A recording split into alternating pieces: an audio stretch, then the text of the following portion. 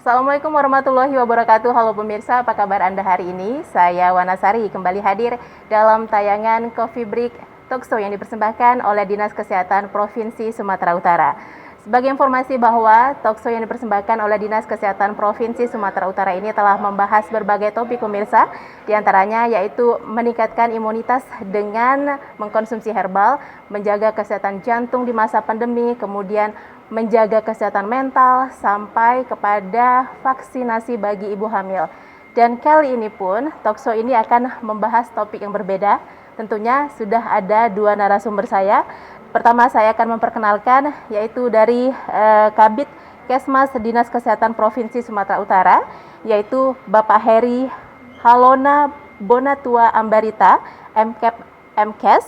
Bapak apa kabar? Ya, kabar baik, salam sehat. Ya, salam sehat. Nah, narasumber yang kedua pemirsa saya perkenalkan yaitu Pak Muklis selaku Wakil Sekretaris Umum PGRI Sumatera Utara. Bapak apa kabar? Alhamdulillah sehat. Sehat ya Pak ya. Nah pemirsa, talkshow kita kali ini akan membahas tema mengenai persiapan pembelajaran tatap muka di masa pandemi. Nah kita tahu bahwa akhir-akhir ini pemerintah kita sedang menggenjot vaksinasi bagi kalangan pelajar. Hal ini dilakukan untuk mewujudkan pendidikan tatap muka yang tentunya ini sudah dinanti-nantikan oleh seluruh masyarakat, tidak hanya orang tua tetapi juga oleh pelajar. Nah, untuk membahas tema ini saya mau ke Pak Hari dulu. Pak Heri, kira-kira apa sih Pak peran Puskesmas dalam pembelajaran tatap muka semasa pandemi ini, Pak? Baik, Mbak Nana. Jadi para pemirsa sekalian yang mengikuti acara kita ini, pertama teriring salam sehat kami dari Dinas Kesehatan Provinsi Sumatera Utara buat kita khususnya masyarakat Sumatera Utara.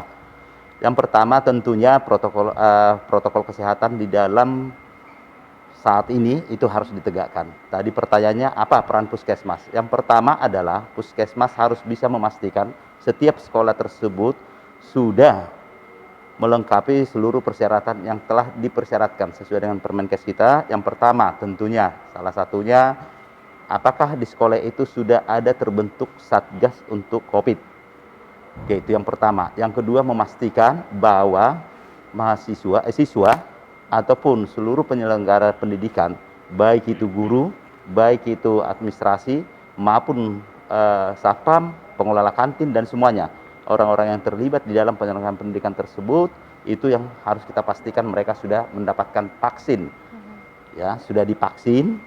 Dan yang berikutnya adalah tentunya Puskesmas juga harus melakukan pemantauan terhadap kesiapan yang lain seperti persiapan-persiapan yang untuk bisa membuat protokol kesehatan ini tegak dan taat, patuh dilakukan oleh setiap siswa maupun penyelenggara pendidikan yang ada di sekolah tersebut. Inilah yang harus dilakukan mereka. Seperti apa itu contohnya? Salah satunya adalah untuk penegakan daripada protokol kesehatan tersebut. Pengaturan jarak bangku, kemudian tadi itu juga penyediaan daripada sarana air bersih dan yang lainnya. Dan itu harus dilakukan oleh Puskesmas. Dan yang paling utama adalah memastikan Puskesmas itu harus bisa memastikan bahwa itu dilaksanakan. Ya, itu harus dilaksanakan. Dan semua harus terkonfirmasi dengan baik setiap penyelenggaraan daripada tatap muka ini dengan baik mengikuti protokol kesehatan. Seperti itu kira-kira Mbak Mana. Pak, ada nggak sih bedanya prokes yang diterapkan oleh kita sehari-hari dengan prokes yang diterapkan oleh Puskesmas dalam mendukung pembelajaran tatap muka ini, Pak? Tentunya ada. Jadi kalau di sekolah ini secara khusus, tentunya adalah pertama yang sudah kita sampaikan bahwa sekolah itu seperti yang kita sampaikan tadi itu siswa kita itu harus kita pastikan bahwa mereka sudah divaksinasi. Ya, bukan tadi hanya sebagai guru atau penyelenggara tapi siswa kita itu. Yang kedua adalah bahwa nantinya di dalam penegakan protokol kesehatan ini tentu yang secara umum kepada masyarakat di sekolah itu ada perbedaan. Salah satunya adalah bahwa setiap siswa itu tidak dibenarkan itu meminjam alat-alat tulis, kemudian alat-alat makan, jadi mereka harus menyiapkan sendiri. Maka untuk itu tolong nanti juga pihak sekolah itu bisa berkoordinasi dengan orang tua. Ya, supaya orang tua juga patuh terhadap ini. Artinya anak-anaknya dipersiapkan dari rumah bahwa ini harus dilengkapi oleh si anak sekolah. Ya, seperti tadi alat-alat untuk makan, alat-alat tulis, ya. Dan nantinya tentunya apalagi di sekolah itu juga itu tidak kita benarkan untuk 2 bulan terakhir paling lama 2 bulan awal itu kantin kita harus tutup, yang menyiapkan untuk jajanan, makanan dan minuman. Tapi kalau untuk kantin untuk menyiapkan alat-alat tulis itu boleh saja. Tapi kalau untuk makanan dan minuman paling lama 2 bulan itu kita pastikan tidak boleh dulu dibuka. Setelah itu nanti baru kita menyesuaikan dengan adaptasi baru. Saya rasa gitu. Jadi selain artinya protokol kesehatan yang kita pahami selama ini, seperti contohnya menjaga jarak, menggunakan masker, mencuci tangan pakai air bersih dan sabun. Kemudian yang keempat adalah menghindari kerumunan dan membatasi mobilisasi, kan itu yang kita pahami berlaku di masyarakat. Tapi untuk di sekolah ini memang ada perbedaan. Termasuk nanti harus diaturkan itu setiap siswa itu di mana diantarkan. Jadi dia terpusat dan itu harus terkendali. Kemudian di mana dijemput. Jadi tidak artinya setiap siswa itu tidak sesuka-suka hatinya di mana mereka. Jadi tiap sekolah nanti harus menyiapkan satu tempat di mana siswa bisa diantarkan oleh keluarga dan bisa dijemput di mana. Dan di sana juga harus dikendalikan dari protokol kesehatannya, jaraknya dan semuanya. Baik. Pak Heri, pertanyaan yang paling mendasar, Pak. Kenapa harus puskesmas memiliki peran yang begitu penting dalam pembelajaran tatap muka? Baik, jadi puskesmas itu adalah ujung tombak dari pelayanan kesehatan kita yang paling dekat dengan masyarakat. Baik. Sehingga ini kita berikan kewenangan itu kepada mereka. Secara teknis bahwa puskesmas itu memiliki peranan untuk memantau ini semua. Jadi karena itu, jadi kalau kita Dinas Kesehatan Kabupaten Kota maupun Dinas Kesehatan Provinsi itu adalah hanya untuk di dalam administrasinya, dalam manajemennya. Tetapi yang mengendalikan ini semuanya adalah untuk pengendalian di masyarakat, khususnya di sekolah adalah puskesmas, karena mereka yang punya kewenangan ke sana.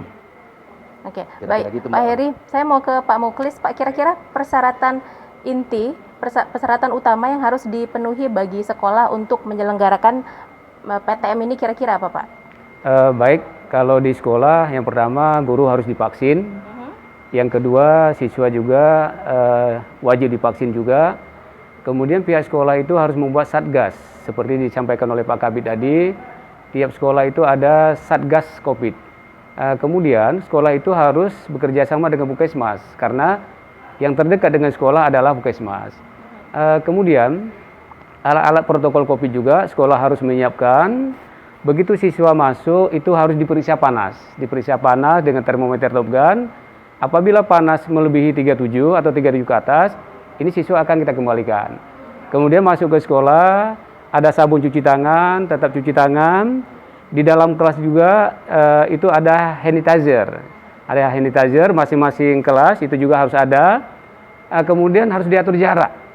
Jadi jarak dengan antara siswa itu 1 meter itu minimal 1 meter seperti itu. Kemudian di sekolah memang kantin tidak boleh buka agar tidak ada kerumunan. Seperti itu.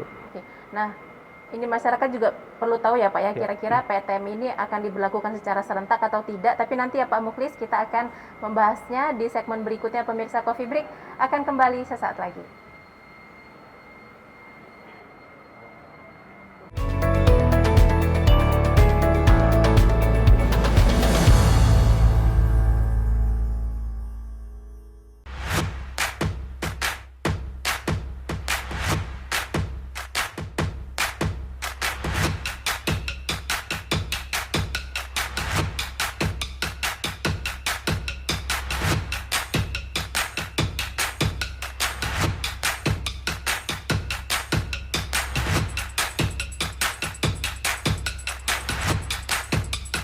Hidup Sehat, Senin sampai Jumat di TV One.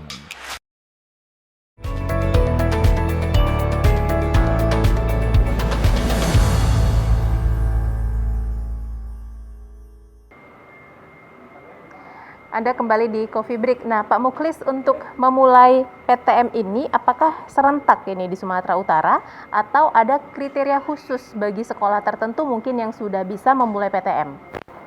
Baik, sesuai dengan instruksi gubernur ke wali kota dan bupati dan juga kepada dinas pendidikan, itu tergantung levelnya. Jadi mulai level 3 sudah bisa tatap muka, apalagi ini Kota Medan udah level 2, kayaknya tidak serentak. Ya mungkin yang agak telat PTM adalah Kota Medan. Jadi sekarang sudah level 2 dan juga sudah disosialisasikan melalui komite sekolah agar masyarakat tahu. Ya melalui itulah sekolah dibuka dan tidak serentak kalau kita lihat. karena tingkat level-levelnya tidak sama Pak Kabid ya. Ya, jadi Medan kayaknya mungkin baru bulan-bulan inilah dibuka, baru bulan Oktober kemarin baru dibuka tatap muka seperti itu. Itu di daerah lebih cepat ya Pak? Di daerah lebih cepat. Dari Serdang Bedage kita dengar lebih cepat melalui media massa juga atau media elektronik itu lebih cepat lagi. Gitu. Nah Pak, berapa lama durasi untuk PTM ini Pak? Kalau per hari hanya 2 jam diperbolehkan dan siswa itu per kelas 50%. Kalau di SMA jumlah per kelas 36 berarti 18 yang boleh. Dan dia boleh 2 jam di sekolah. Itu pun kita sarankan membawa bontotnya sendiri makanan, kemudian alat-alat tulis juga bawa sendiri, jangan saling pinjam. Minuman juga tidak boleh saling tukar. Dia khusus bawa sendiri. Itulah saat PTM ini memang siswa itu harus mandiri dan juga tidak boleh berkerumunan. Nah, sehingga waktu pulang juga dipandu oleh pihak sekolah. Masuk dipandu, pulang dipandu. Kenapa? Menghindari kerumunan. Dan kalau bisa jangan dia naik angkut atau Gojek, baik Gojek mobil. Kenapa? Karena itu kan bisa berkerumunan. Bagusnya diantar oleh orang tua ke sekolah seperti itu. Nah Pak, ini menarik dan ini juga amat sangat penting bagi orang tua kita juga, anak-anak pada umumnya yang mereka yang mengalami ataupun menjalani PTM. Kita kan pasti tidak terkontrol nih, mungkin sebagai guru juga pengawas di sekolah tidak selalu bisa mengkontrol selama proses pendidikan. Bagaimana siswa itu dipastikan menjaga jarak, tidak berkerumun, apalagi kan anak-anak itu bisa lebih cenderung sepele gitu Pak. Ini gimana kira-kira komitmennya untuk memastikan bahwa anak-anak ini, siswa-siswi ini memang mematuhi prokes yang diberlakukan Pak? Ya baik, kalau di sekolah memang aturannya namanya PTM terbatas, itu sudah kita batasin semuanya. Siswa masuk kita pandu, saat belajar juga ada gurunya, tidak ada waktu istirahat. Jadi berkerumunan tidak sempat di sekolah. Dan kita ada piket, kemudian itu piket ada 2, ada piket COVID dari tim Satgas, dan juga ada piket guru. Itu selalu mengontrol apabila guru mungkin terlambat masuk, ada piket yang masuk. Jelas, begitu bel mulai, siswa langsung masuk ke dalam kelas. Tidak ada di luar, waktu istirahat tidak ada. Jadi nggak sempat berkerumunan. Cuman kami bisa antar, himbau ke orang tua sampai di gerbang. Selanjutnya nanti dijemput oleh orang tua. Mudah-mudahan kita himbau, di luar itu tidak ada berkerumunan. Karena tiap pagi kami bikin apel, kecuali hujan, kita bikin apel, jaga terus. Makanya tiap pagi itu apel. Ya kalau dengan apel, SOP lebih jelas, lebih tegas, ya tidak ada siswa itu berkerumunan. Dia bisa jaga jarak. Apalagi virus corona ini, kalau bisa hidup berdampingan, begitu Pak Kabid ya, ya itu selamat kita. Ya tapi kalau kita nggak patuhi prokes, mungkin kita nggak selamat, seperti itu. Nah gimana dengan pendidikan atau sekolah yang sifatnya madrasah atau asrama Pak? Ini beda lagi nggak aturannya? Itu mungkin beda lagi, tapi sekarang kan banyak madrasah yang asrama ya. Asrama kan banyak dikembalikan ke orang tua. Ya termasuk di keluarga saya juga ada di pesantren, banyak dikembalikan ke orang tua. Kalaupun ada asrama dibatasin, tidak boleh seperti normal. Dan juga pesantren sekarang kan sudah vaksin, siswa sudah vaksin, karena dengan vaksin ini memang lebih nyaman. Saya pernah juga waktu mau keluar kota, saya PCR, tapi positif, tapi badan saya nggak terasa. Itu kata dokter karena sudah vaksin kedua kali. Memang sangat bermanfaat kalau sudah divaksin seperti itu. Oke, baik. Saya mau ke Pak Heri. Nah, Pak Heri, ini kira-kira bagaimana bila di sekolah ada yang terkonfirmasi COVID-19? Apakah ini harus dilakukan penutupan sementara atau seperti apa, Pak? Baik, Mbak Wana. Jadi sesuai dengan instruksi Gubernur Sumatera Utara, di sana sudah jelas disampaikan bahwa pembelajaran tatap muka sudah dapat kita laksanakan. Hanya itu tadi, setiap sekolah harus patuh dan taat, disiplin untuk tetap melaksanakan protokol kesehatan. Bagaimana kalau pembelajaran tatap muka ini sudah dimulai dan ternyata nanti ditemukan ada salah satu siswa atau penyelenggara pendidikan yang positif, maka wajib sekolah tersebut kita tutup atau diberhentikan aktivitas belajar mengajarnya paling lama 3 kali 24 jam. Itu tegas di sana. Jadi yang kedua tentunya yang positif tadi itu harus melakukan koordinasi dengan puskesmas untuk mendapatkan perawatan untuk lanjutan. Itu Mbak Wana. Ada tracing setelah ditemukannya siswa yang positif mungkin Pak? Ada, itu sudah dipastikan. Setiap ada yang positif itu akan di-tracing dengan orang yang terdekatnya. Tentunya gurunya, kemudian juga nanti teman sekelasnya seperti yang disampaikan tadi Pak Muklis tadi, siapa kira-kira yang berdekatan dengan beliau. Baik itu juga di rumah, keluarganya juga. Itu. Oke. Nah Pak, bagaimana dengan siswa yang belum divaksin? Sementara mungkin di sekolah A sudah PTM itu sudah dimulai, sementara mungkin ada beberapa siswa yang belum bisa divaksin atau yang sama sekali tidak bisa divaksin. Itu gimana tindakannya Pak? Ya, itu tadi yang kita sampaikan. Jadi pada prinsipnya untuk saat ini siswa dan penyelenggara pendidikan termasuk tadi guru, termasuk juga tenaga administrasi, termasuk juga mungkin itu pengelola-pengelola yang ada di sana, apakah satpam, apakah pengelola kantin dan yang lainnya, semua kita wajibkan harus divaksin. Itu lebih nyaman. Ya, itu lebih nyaman kita dan lebih aman. Maka itu kita wajibkan. Bagaimana kalau masih ada siswa yang belum divaksin? Ya harus kita vaksin. Silakan melapor nanti ke kabupaten kota, Dinas Kesehatan Kabupaten Kota, Pak Muklis. Siap. Jadi nanti setiap sekolah yang ada di Sumatera Utara ini, jika memang membutuhkan vaksin, kita untuk saat ini itu kita prioritas untuk anak sekolah. Ya, yang kedua juga untuk penyelenggara guru-guru kita. Terus bagaimana kalau tidak divaksin? Saran kita, ya ini jangan dulu dipertemukan karena kasihan dia nanti. Ya, setidaknya itu yang pertama. Tapi apapun ceritanya, vaksin itu bukanlah segala-galanya. Yang paling utama adalah tetap protokol kesehatan. Tetapi lebih aman lagi kita menjalankan protokol kesehatan dengan baik dan kita juga sudah divaksin, maka resiko tinggi untuk terpapar virus corona ini tentunya ini akan sangat minimal. Kira-kira gitu Mbak Wana. Nah kalau dari PGRI kira-kira Pak Muklis ada kebijakan khusus nggak sih untuk siswa yang belum divaksin dengan alasan tertentu? Mungkin ada masih diberlakukannya online atau memang harus menunggu dia divaksin dulu seperti kata Pak Heri baru bisa mengikuti PTM? Baik, kalau pihak sekolah, siswa itu vaksin yang pertama izin orang tua. Ya. Yang kedua apabila tidak ada penyakit. Kemudian yang ketiga, apabila siswa tidak ada vaksin, ini memang pihak sekolah harus melarang siswa belajar tatap muka. Jangan dulu dia belajar, tapi dia tetap belajar online atau belajar di rumah seperti itu. Begitu juga dengan guru. Guru ini kan ada kelompok belajar. Si A mungkin tidak bisa masuk karena dia belum vaksin, bisa masuk oleh guru yang si B seperti itu. Jadi guru dan siswa belum divaksin, kita belum perbolehkan ke sekolah. Karena warga sekolah seperti disampaikan Pak Kabid tadi, dari satpam, dari tukang kebersihan, guru, pegawai, kemudian pegawai kantin, itu wajib divaksin. Dan siswa juga warga sekolah wajib divaksin. Apabila belum divaksin, kita akan lakukan daring, baik guru dengan siswa, seperti itu. Itu termasuk Gimana? Dan segera divaksin. Dan segera divaksin. Iya. Kemudian Puskesmas juga sudah datang ke sekolah, aktif kok Puskesmas. Dia proaktif, dan tidak datang ke sekolah. Ya hampir rata-rata sekolah kalau di Kota Medan ini sudah banyak vaksin dan guru juga seperti itu. Kira-kira masih ada nggak sih Pak orang tua yang khawatir, yang cemas untuk membawa anaknya ke sekolah meskipun sudah divaksin? Tapi nanti ya Pak Muklis, Pak Heri kita bahas setelah pesan-pesan berikut. Pemirsa Coffee Break akan kembali sesaat lagi.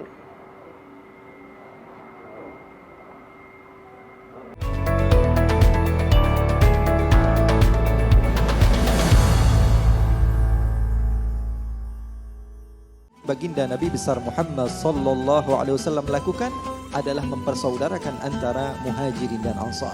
Sebelum Rasulullah SAW membangun masjid, beliau bayangkan Untaian nasihat menyentuh kolbu tentang perilaku, sikap hati, dan kesiapan mukmin menghadapi zaman bersama guru-guru akhlakul karimah dalam Damai Indonesiaku, Sabtu dan Minggu jam 12:30 siang di TV One.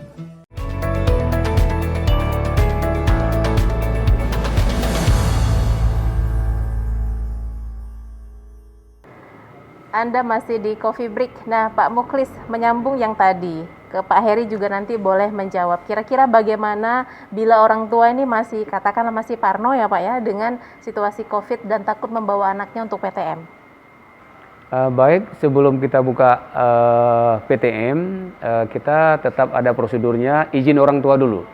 Di situ kita petakan yang izin orang tua ada berapa orang, yang tidak izin orang tua berapa orang. Jadi walaupun dia sudah divaksin, tidak diizinkan, kita tidak paksakan. Apalagi zaman sekarang mungkin sedikit ada problem bisa mencuat kemana-mana, bisa viral. Jadi kita petakan, tetap dia daring kalau siswa tidak diizinkan oleh orang tua. Tetap melakukan protokol kesehatan walaupun di rumah.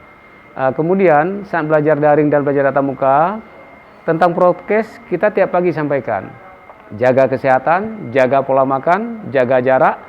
itu memang harus dilakukan oleh siswa. Tetap guru menghimbau. Nah, jadi pesan-pesan ini ya cukup penting agar tidak lupa. Sama seperti seorang pilot, dia sebelum menerbangkan pesawat baca SOP dulu. Jadi kita tiap pagi juga SOP harus dilaksanakan di sekolah masing-masing, seperti itu. Kira-kira Pak Heri ada nggak sih sebentuk sosialisasi yang dilakukan oleh Dinas Kesehatan untuk mengajak para orang tua, ayo dukung PTM bagi mereka-mereka yang masih takut, Pak? Ya, makasih Mbak Wana. Jadi itu sudah pasti kita lakukan. Jadi tadi terkait ya himbauan kami dari kita Dinas Kesehatan kepada orang tua, kalau ada rasa takut tadi, kami sarankan itu jangan takut. Yang penting seperti yang kita sampaikan, bawa anaknya, izinkan anaknya untuk dilakukan vaksinasi. Kemudian yang kedua, tetap nanti diingatkan anaknya dari rumah bahwa dia harus tetap menjaga protokol kesehatan selama PTM berlangsung di sekolah. Dan pihak sekolah harus komitmen, ya harus patuh dan tetap itu memprioritaskan protokol kesehatan tadi selama proses belajar mengajar. Dan kalau itu saya rasa itu tidak resiko untuk terjadinya penularan COVID-19 ini akan sangat minimal. Itu Mbak. Nah Pak, kira-kira apa tindak lanjut yang dilakukan oleh Puskesmas dari hasil pengawasan dan pembinaan ke sekolah? Ya, jadi tindak lanjutnya yang pertama adalah tentunya mereka akan mengingatkan jika ditemukan memang tadi itu yang saya sampaikan di awal tadi itu tidak ditemukan, tidak dilakukan oleh pihak sekolah, maka itu tentunya akan dikoordinasikan dengan kepala sekolah supaya itu tetap dilakukan dan juga dikoordinasikan dengan Satgas COVID yang dibentuk oleh sekolah. Oke, yang kedua sebagai laporannya kita sudah ada aturannya, nanti pihak Puskesmas akan melaporkan seluruh kegiatan PTM ini ke Dinas Kesehatan Kabupaten Kota masing-masing dan nanti Dinas Kesehatan Kabupaten Kota melaporkan ke provinsi. Ya, jadi nanti jika memang itu tidak terselesaikan, maka nanti kita akan berkoordinasi ke pihak sekolah. Tapi saya yakin apa yang kita harapkan ini koordinasinya seperti yang disampaikan Pak Muklis, sampai saat ini kita belum ada kendala untuk pelaksanaan PTM ini di sekolah. Oke. Itu Mbak Wana. Nah Pak Muklis, apabila satu daerah ataupun katakanlah sekolah itu sebelumnya masuk dalam zona hijau, kemudian terjadi atau memasuki zona kuning. Nah kira-kira apa tindakan yang dilakukan? Apakah ada penutupan atau ada regulasi khusus yang diberlakukan?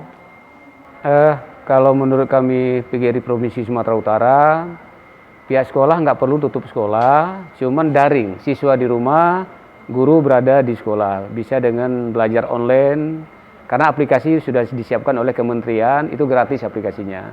Jadi siswa ini dalam keadaan apapun wajib belajar, walaupun situasi apapun, baik bencana, ini kan kita bisa dikatakan darurat. Jadi belajar darurat, kurikulum juga darurat, waktu juga udah dipersempit, jadi bisa belajar melalui daring. Ada aplikasi yang sudah disiapkan oleh Kementerian Pendidikan dan Kebudayaan. Boleh dijelaskan Pak aplikasinya seperti apa yang mungkin para orang tua bisa mengikuti? Ya, baik, aplikasi itu melalui Google ID. Jadi dengan aplikasi GSE, Google Suite for Education. Jadi Google ini kalau menggunakan handphone atau laptop dia agak ringan dan gratis, tidak berbayar. Seperti itu. Paling disiapkan aja paket juga sudah diberikan oleh kementerian, pakai internet. Kemudian kalau siswa alatnya tidak ada, dia boleh hadir ke sekolah. Dia menggunakan lab tanpa guru, dia menggunakan komputer seperti itu. Kalau memang paket juga agak lelet, dia boleh menggunakan fasilitas sekolah yang sudah dibiayain dari dana BOS begitu. Oh ya, soal dana BOS itu Pak, kira-kira implementasinya sejauh ini di situasi pandemi kira-kira sudah sejauh mana Pak? Kalau penggunaan dana BOS sesuai dengan Juknis, apalagi saat COVID ini bisa digunakan membeli alat-alat kesehatan, alat-alat prokes, itu wajib. Seperti di sekolah, masker itu apabila siswa nggak ada masker, sekolah menyediakan. Sanitizer juga sekolah menyediakan. Sabun cuci tangan juga menyediakan. Kalau masker bisa dibawa pulang, karena masker siswa pakai, kalau sudah seminggu nggak benar lagi Pak Kabid, ya kan? Ya. Sudah berdebu, sudah kadaluarsa, itu boleh digantikan oleh pihak sekolah. Sekolah sudah menyiapkan alat-alat prokes yang dibelikan dari dana BOS. Ya, artinya dana BOS itu sudah beralih untuk kebutuhan prokes ya Pak? Iya, prokes sudah boleh itu. Nah, Pak Muklis, kira-kira ini kan peralihan nih dari pembelajaran online kepada offline. Kira-kira efektif nggak sih Pak? Atau dari guru adakah tantangan tersendiri melihat siswanya nih, anak muridnya kembali belajar secara tatap muka, atau mereka semangat nggak sih Pak? Gimana kira-kira? Oke, memang siswa selama ini setahun lebih di rumah. Ya. Jadi pola pikir pasti berbeda. Begitu kita hadirkan di sekolah, rambutnya sudah berkembang dia, berkembang. modelnya bukan kayak siswa lagi, sudah model-model preman, itu sebagian, tidak semuanya. Jadi sebelum PTM ini kita undang siswa dulu sosialisasi. Kita berikan pengarahan baik tentang protokol kesehatan, tentang aturan-aturan tata tertib yang ada di sekolah. Kemudian merubah mindset manusia ini tidak boleh seperti kita balik telapak tangan, harus pelan-pelan. Namanya kita kelola manusia. Jadi memang pelan-pelan melalui pendekatan, insya Allah ini pasti berhasil. Memang mindset selama ini di rumah, anak-anak kebanyakan tidur entah kemana-mana, kita suruh sekolah, ini kan berubah lagi pola pikir. Memang tidak seberapa sulit, yang penting kita aturannya jelas, tegas, terukur, pasti terlaksana, seperti itu. Oke. Kalau dari Dinas Kesehatan sih Pak, sebelum ataupun selain sosialisasi mengenai prokes untuk pendidikan tatap muka, kira-kira ada nggak sih Pak sosialisasi khusus yang dilakukan bagi para orang tua untuk sama-sama, ini harusnya kan orang tua dan guru sama-sama menggandeng putra-putrinya nih untuk kembali menyadarkan bahwa ini loh sudah waktunya untuk belajar langsung gitu, tidak secara daring lagi. Kira-kira ada nggak sih Pak sebentuk sosialisasi yang diberikan kepada para orang tua? Ya, baik Mbak Ana. Jadi pada waktu kita pelaksanaan vaksinasi bagi sasaran kita kemarin itu bagi orang tua, sebenarnya pada waktu mereka mendapatkan vaksinasi orang tua tersebut, di sana petugas kita sudah menyampaikan bahwa nantinya sasaran kita ke depan adalah anak sekolah. Tentunya ini juga salah satu sosialisasi kita kepada orang tua supaya mereka sudah mempersiapkannya. Secara khusus untuk pelaksanaan kegiatan ini tentunya ada. Ini dilakukan oleh puskesmas di wilayah sekolah masing-masing. Karena memang di puskesmas kita itu kan ada namanya yang menanggung jawab ini untuk promosi kesehatan. Jadi itu tetap kita lakukan itu, Mbak Wana. Oke, baik. Bapak, Pak Muklis dan Pak Heri sebagai closing statement boleh disampaikan secara singkat aja, silakan. Pak, saya mulai dari Pak Heri dulu. Baik, terima kasih para pemirsa sekalian yang mengikuti acara kita ini. Sebagai closing statement dari kita, Dinas Kesehatan, pertama yang mau kami sampaikan bahwa pembelajaran tatap muka harus segera kita mulai karena ini menurut kami jauh lebih bagus apabila ini kita lakukan dibandingkan dengan dia online. Untuk itu, himbauan kami yang pertama kepada pihak sekolah tentunya adalah supaya seperti yang kita sampaikan, mari kita sama-sama untuk tetap melaksanakan protokol kesehatan, menegakkan protokol kesehatan ini di sekolah masing-masing, supaya siswa kita dan juga penyelenggara pendidikan, mulai dari guru, satpam, cleaning service, pengelola kantin, atau orang-orang yang terlibat dalam pendidikan tersebut, itu kita bisa kendalikan untuk penyebaran virus COVID-19 ini. Yang kedua adalah tentunya himbauan kami kepada seluruh masyarakat, khususnya orang tua. Jangan takut, jangan ragu, mari kita dukung untuk pelaksanaan pembelajaran tatap muka ini. Silakan anaknya tetap dipantau, berkoordinasi dengan sekolah, aturan yang sudah ada itu bisa dibantu oleh orang tua untuk mempersiapkan anaknya untuk memasuki tatap muka ini. Dan yang ketiga tentunya ke teman-teman seluruh tenaga kesehatan, khususnya puskesmas yang ada di Sumatera Utara yang tersebar di 33 kabupaten kota. Mari kita tetap untuk melakukan pengawasan dan juga pemantauan tentang penyelenggaraan pendidikan tatap muka ini dengan menjalankan tetap protokol kesehatan. Saya rasa itu, dan kepada seluruh siswa, kami harapkan jangan takut, yang belum vaksin segera hubungi puskesmas terdekat supaya untuk mendapatkan vaksin. Terima kasih Mbak. Baik, terima kasih Pak Heri. Saya ke Pak Muklis dari PGRI Sumatera Utara, silakan Pak. Baik, buat pemirsa yang ada di rumah, dimanapun berada, PGRI Sumatera Utara menghimbau tetap semangat bagi Bapak Ibu Guru dan juga komit dalam pembelajaran. Dan juga kepada siswa, jagalah protokol kesehatan sesuai dengan aturan-aturan yang ada. Yang sangat penting, atur pola makan, hidup sehat, jaga jarak, jangan takut dengan COVID. Ayo bareng-bareng kita berdampingan dengan COVID, kita sukseskan PTM tatap muka ini yang terbatas. Karena belajar daring tidak akan sukses bagi siswa dan guru juga. Dengan melalui tatap muka ini yang terbatas, ayo sama-sama kita mensukseskan. Jaga protokol kesehatan, tetap semangat Bapak Ibu Guru dalam mengajar, dan siswa juga semangat. Yang penting sama-sama kita jaga protokol kesehatan. Semangat, semangat dalam belajar.